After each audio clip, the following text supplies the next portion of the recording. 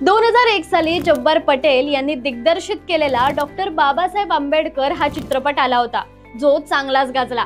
यातील एक खास गोष्ट म्हणजे मल्याळम सुपरस्टार मामुटी यांनी केलेली बाबासाहेबांची अजरामर भूमिका। विशेष म्हणजे या रोलसाठी त्यांना बेस्ट ॲक्टरचा नॅशनल अवॉर्ड सुद्धा मिळाला होता।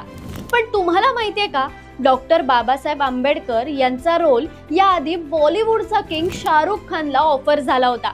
बाबासाहेबांची भूमिका शाहरुखनं करावी अशी जब्बार पटेल यांची खूप इच्छा होती।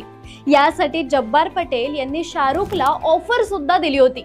मात्र शाहरुखने मी नॅशनल आयकॉन्सची भूमिका साकारण्यासाठी पात्र नाही असं सांगून ही भूमिका नाकारली।